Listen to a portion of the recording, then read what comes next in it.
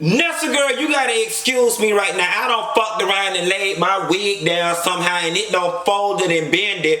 And I tried to go down to the salon, but she talking about that her book was full and she couldn't take no walk-ins. And she said, I could come and sit and wait, or maybe Crystal could do me. But Crystal don't do good hair, okay? Let me tell you one thing about me, baby. I am a rich white woman. I'm very classy based, and I stand firm in education. I do not want no bitch with no license touching anything with my damn hair. I tried to fix this shit on my own, and it's flipped out like this. On the bang part, it's kind of cute or whatever, and I'm serving face or whatever, so we gonna make it do what it do. But bitch, if I wanted an unlicensed bitch to correct my hair, I could have kept trying it my damn self. Almost fucked around and burnt my damn scalp fucking with this. Anyway, listen y'all, I'm mad as hell with you, Nessa girl, because why you didn't call me and tell me this last episode of Married to Medicine was that good? Like, y'all, I don't know what's going on, but Married to Medicine, a show that for the first 2 or 3 seasons I actually did not watch, did not like, did not care for, has really become my favorite reality TV show at this moment. And I keep telling y'all, the difference between Married to Medicine and all the rest of the shows is that they are authentic.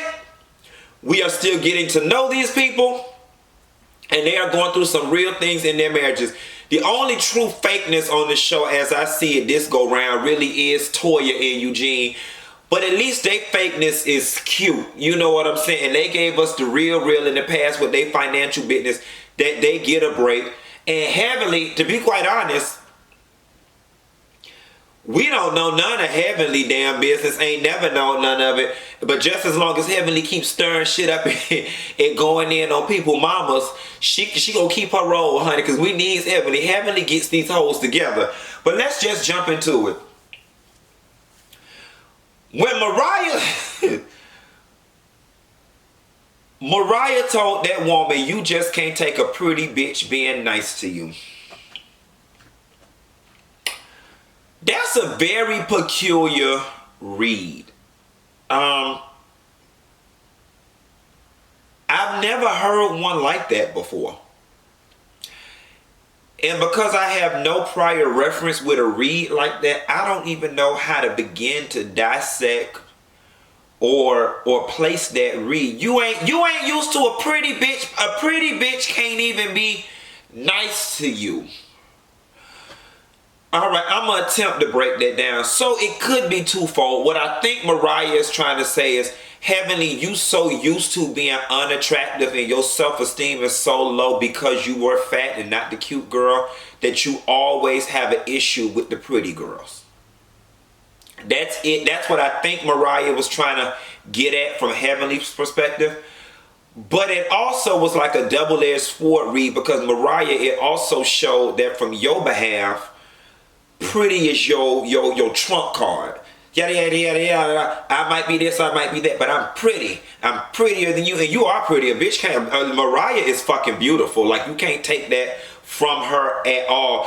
It was just a very weird read to me that honestly showed more of Mariah's inside than it did to insult Heavenly. But because I can't work with that, I'm gonna pass on from it. Here's the thing that get me with Mariah, and it always grinds my gears, and I don't give a fuck. Go ahead and call me a Mariah hater right now. Mariah, you cannot, like, are we watching the same show? You cannot honestly sit up here and say you don't know what you did to these ladies. You don't understand why they mad with you. And Mariah, like, for real, that shit at your party was a dig. Can all the Mariah stans, all the people in the comments that love Mariah, I wish y'all would look me in my motherfucking face and tell me that that was not a dig at Heavenly. Tell me I was trying to honor my mother, and you did. And when you finished with that, you took a dig at Heavenly. You did. And I think what frustrates people with you so much, Mariah, is that you hold on to your bullshit when people can see through it. What bothers me with Mariah so much, I'm down to ride out 6 seasons with a bitch if it's some drama that's well deserving and necessary. Petty shit irks my nerves. Let me tell y'all something. This whole them versus Mariah thing could really be cleaned up in 1 2-minute conversation. If Mariah would just let go of this, I haven't done anything wrong, I don't know why they're mad at me, and this incessant innate need to be the queen bee of it all. That queen bee shit, okay, let me do this. Since I'm always hating on Mariah, let me help Mariah. Mariah, you say you don't know why these ladies don't like you and why they take issue with you, and there's 2 reasons. For one, they feel like you play on their intelligence and that you won't own anything that you've done. But for 2, their main issue with you is either through your actions or the energy you kick off. You have this superior air about yourself, and you try to assert some sort of queendom amongst them. And you're dealing with a group of women who are educated, who are, have their own, and quite frankly, who society has said, because they have these letters behind their names, that they're the creme de la creme. So it's hard for them to swallow submitting or being subordinate to you for no other reason than the simple fact that you assembled a show and you made them a part of it. Like, for those women, that's not enough for them to bow down to you and treat you like some queen. Like, if you just drop the queen act, and I'm gonna tell you something, Mariah, like, get the book 48 Laws of Power and find a better way of getting in this group of women and then taking over and being the queen. See, my ass would have staged a coup. I would have got in, I would play so humble and play nice and play so subservient.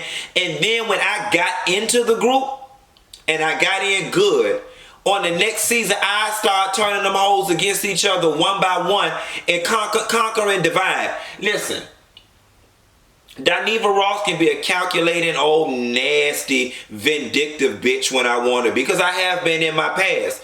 That's the way you do it, Mariah. If you can't get in through the front door, go through the back. And I'm not even telling you that. I mean, it's a game of manipulation. How to manipulate people to get what you want. Okay? I don't mind playing humble when I know in the back of my mind I'm really just doing this to work you. So if you really want to be the queen, that's the approach, not the abrasive, they need to bow down and throwing shade, and you pulling that whole, using your mama card to say shit you really want to say. That's why these ladies don't like you. And I know you watch these videos and your people watch them and your sister watch them. So by next season, we don't want to hit a I don't know why, because I done told you, bitch. Okay?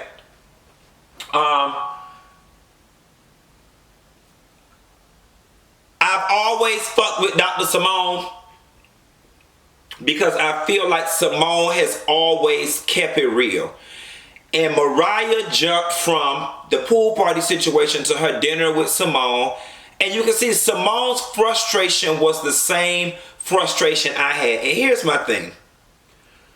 Mariah, you are a very smart, beautiful woman. Hell, you were smart enough to get a show put on TV and to get it all together. So you're very smart. You're not lacking in intelligence. I'm going to give you the benefit of the doubt, Mariah, and then say, okay, she really don't know what she's doing or don't know what happens. Then that means, Mariah, you got some kind of mental illness. You have to. And I think that was Simone's frustration in that moment. She's like, Mariah, you want us to forgive you, but you've never asked for any forgiveness from us for the shit that you've done. Okay? That dinner, I liked it. And Mariah pulled the Nene Leakes. She didn't want to go back to the past and discuss anything from the past because that would require her to take ownership. all this move forward. Can we just move forward? No, and like Simone said in her confessional, moving forward with Mariah has never proven to be worth anything because Mariah's intentions are not pure and her agenda is to be recognized as the queen. And it has not been working for her 5 seasons in. I'm like, girl, just settle for being the Duchess or the princess. I mean, the quiet as it's kept. The princess be more cute than the queen. So just, you know, work your beat, mama, and whatever. Let me get off of this.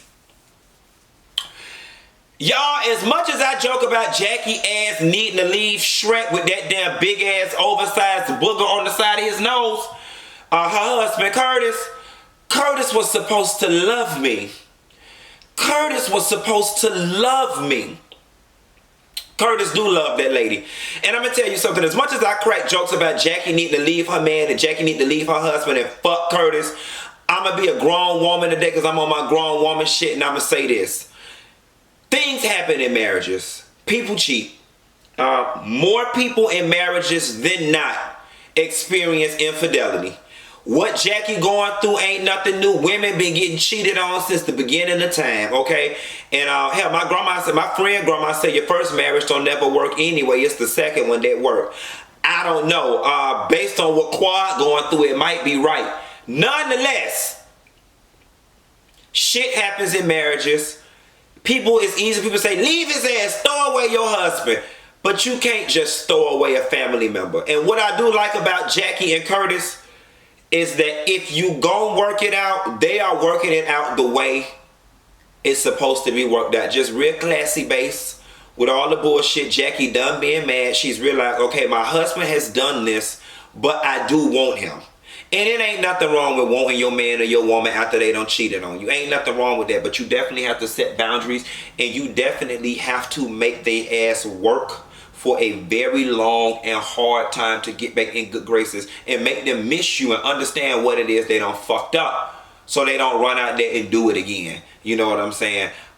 They're working it out the right way. You can come over, you can redate me. You have to now start over from zero and re-earn me, okay? Learn your woman while you earn your woman, okay? And now you've changed me because you hurt me and you broke me.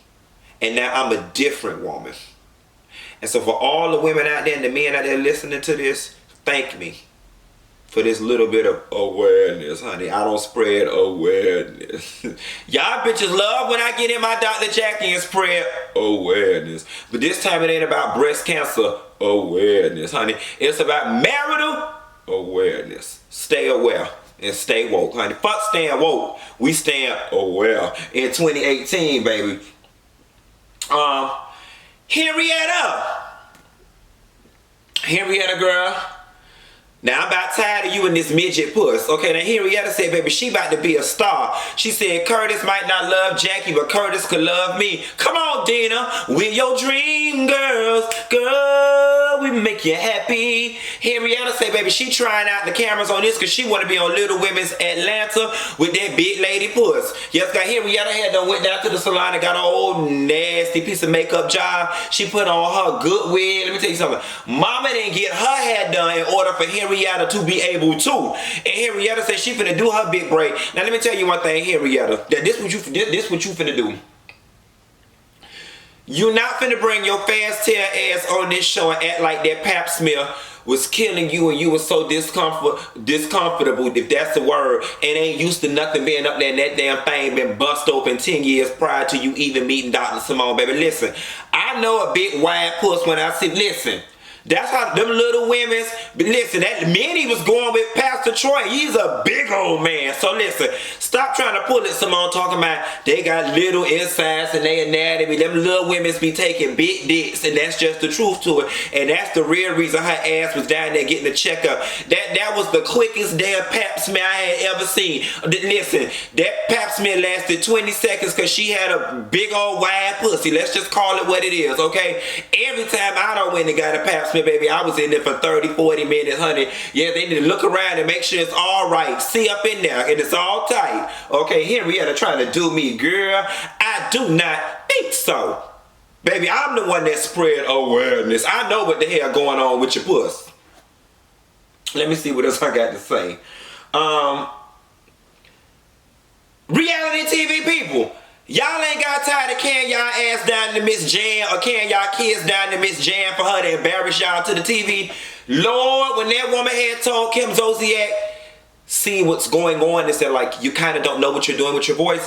One thing about Miss Jan, she don't sugarcoat shit, and she don't give a damn if she talking to adults or kids. Miss Jan say, baby, I work with Justin Bieber and damn Usher. Okay, she might want to stop telling people she worked with Sierra, but she said, I work with Justin Bieber and Sierra and Usher. Baby, I got enough money coming in from them two clients alone that I don't even need y'all little aspiring kids that's never gonna make it. Now, I'm gonna tell you one thing about Alaura.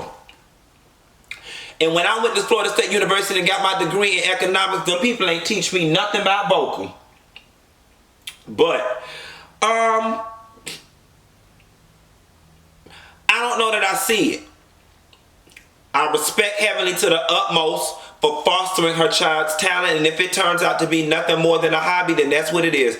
Taking singing lessons ain't no different than kids taking violin, karate, and when we put our kids in that shit, we know they're not going to be the next Yo-Yo Ma or the next Bruce Lee. It's a pastime. However, what Alaura does have going for herself, like Miss Jan said, you know, she got a little pitch, she can do a little yang around the house, but the biggest thing that she got going young for is that she's young, she's just hitting puberty, and she's got time to develop. So hell, y'all saw Lauryn Hill last head got booed on the Apollo trying to sing His Eyes on the Sparrow, and she turned into Lauryn Hill. So we just have to wait and see with the developing and coaching if Alaura, I'm still in my love and hip hop here. If Alaura can be the next whomever. That's why this phone keep going back to this. Cecil and Simone with his 25K.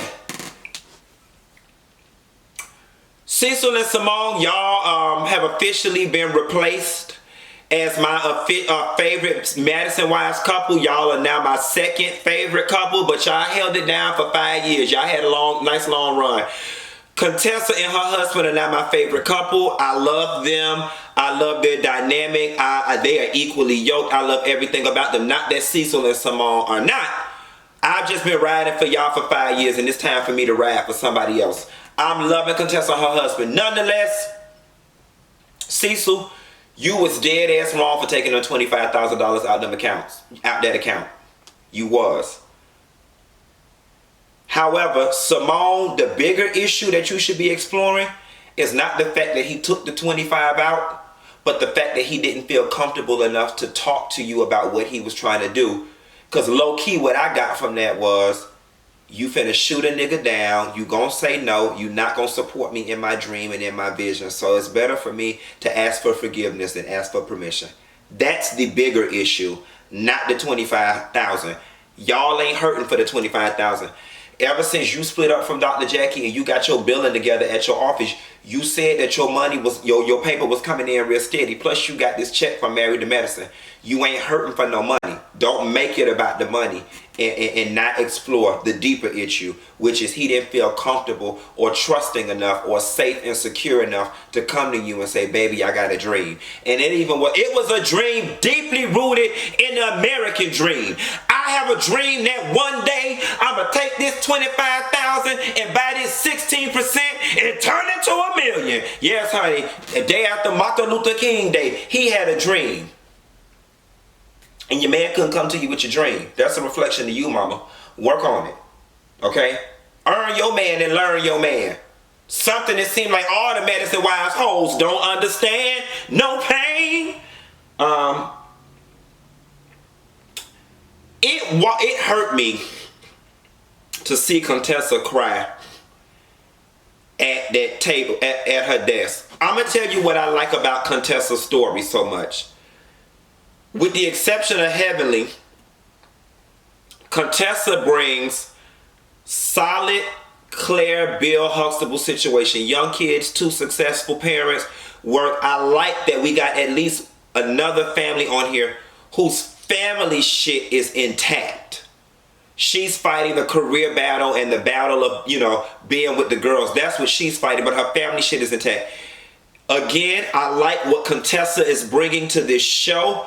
because she is new and not warped by the camera and what people think. She is bringing authenticity. That was a real moment. That woman worked hard to be a doctor, but the world and the universe is telling her you might have to let some of this go because for your kids.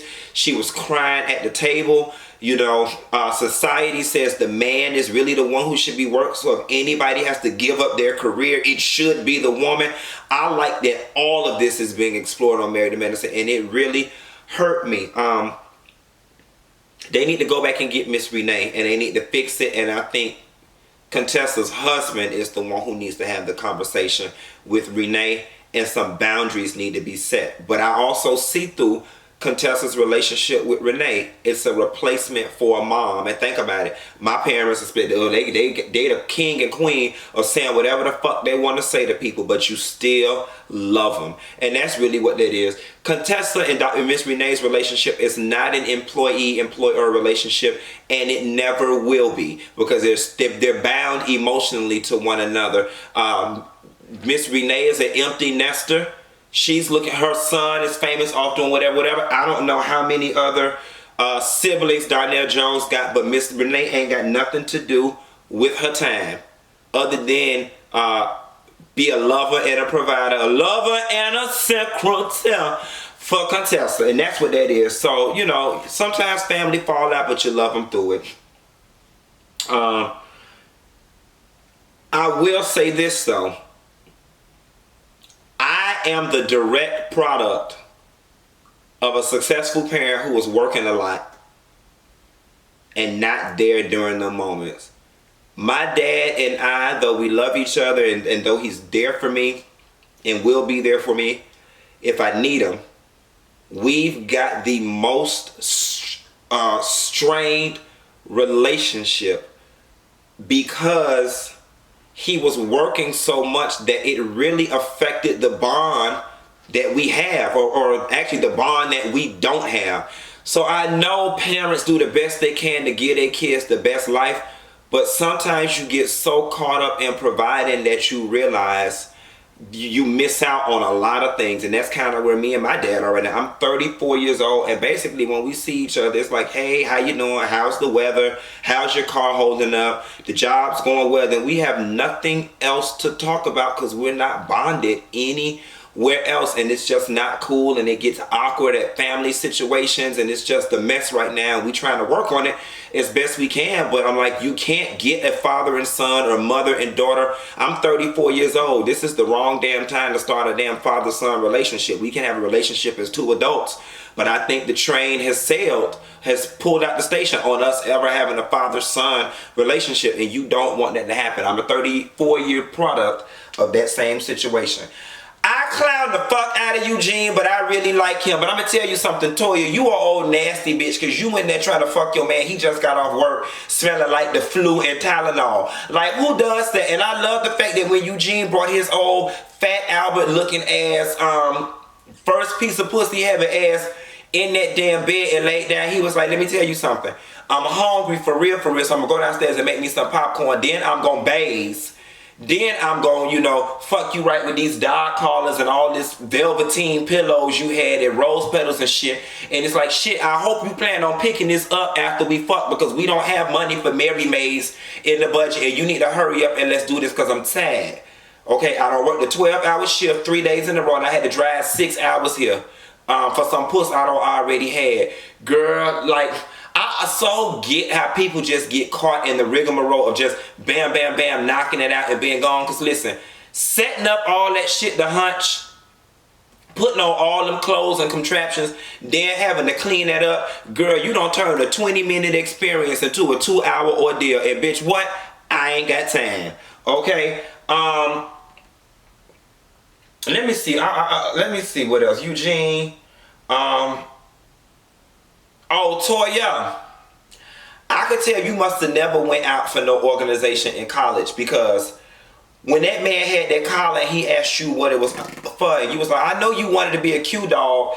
That's one of the cardinal rules. You don't out other people's Greek aspirations. My fellow Greeks, please tell this woman that's not what you do. You especially don't do it that way, especially if Eugene ain't expressed interest to the Q's yet. Now that they know he want to be down, they gonna be fucking with him and giving him a hard time and making him buy Guthries and making him buy stuff late at night and making them pick him up. And ooh, I don't have flashbacks and I'm bitter and I fucked around and got mad. So let me hurry up and get to the main event before we get out of here. The marital focus group thing that Quad them did at their house. I will say this. I loved every minute of it. Now, I'm the first person to tell you, when it comes to real issues, I have never been a fan of talking to friends, pastors, or family members. I have always been of the belief that they do not create whole doctoral programs in psychology, psychiatry, sociology for me to be right here talking to a bitch that ain't got no kind of factual or scientific basis for what it is that's coming out their damn mouth. I always prefer to get my medical, emotional, and psychological advice from trained professionals. But when all else fails, perhaps you do need to insulate yourself with people you trust, love, have a little bit of experience, and maybe they can create breakthroughs that you're unable to get from a third party that you do not know. That doctor friend, I think his name was Mark, the man with the fine arms who I said I wanted to fuck on the last phone call, and I ain't trying to disrespect his wife, but I still will fuck her man. I love everything about him, and I'm curious to know what facet of medicine that he is in. I loved how Quad started working her own self up, and you don't do that, and I said on the last video, when you talk to a man like that, I understand you're frustrated and you got to get it out. From a man's perspective, though, he's receiving it as you are constantly beating me down. I love how when Quad was getting worked up, the man came in and nicely silenced her, told her to stop because you're getting worked up and he's about to boil over. It gave Dr. G a moment to breathe and say what it is he needed to say. Dr. G had a really good breakthrough when he said, yes, in the beginning I wasn't trying to share shit because I worked so hard for it. And let me tell you something, Quad, you got to understand this. And this is what it is. And it's what a lot of people see about your husband. Dr. G was not the dude that was getting pretty girls. He wasn't. Okay? I love me some Dr. G, and let's just keep it real, and it ain't all about the physical, but Dr. G is shaped like a fucking chicken nugget, and he looked funny, and he looked like back in the day, he was the chubby kid. Dr. G was not the kid that the pretty fine girls was throwing puss, tits, and ass at. He was not getting the girls that were the popular girls. He was getting the girls in the art club and who played the flute in the band. So yeah, for someone like him, you know, he don't got a little status and a little money, and now he started to get play from pretty girls. He is going to be leery. And quiet as it's kept, and say whatever the hell you want to say. You were not the girl that was just dating the average guys. Quad, you give me that you've always dated the popular guys or the good looking guys or the well-to-do guys. So yeah, it was a spatial mismatch on both of y'all's behalf. So I totally get Dr. G saying, I've always been very hesitant about sharing what I had because I worked hard for it, and I'm not used to people wanting me. So you gotta want me for a reason. Girls like you have never wanted me before, so you have to want me. That's his psychology. Y'all both had a breakthrough in that moment, and I loved it. And I'm not gonna lie to you, I have thought throughout this whole thing that y'all marriage really was in trouble. But in that moment, me personally, I saw that there's hope. There's a glimmer of hope there. But it's going to require a level of honesty on both people's parts. And it's going to require both parties to surrender. Like, y'all ain't tired of living like that. Like, both parties are going to have to throw their hands in the air, wave the white flag, and surrender. And with that, bitch, I'm finna surrender to this Pollo Tropical I got in here because I'm hungry. I'll call you later, Nessa girl. Bye.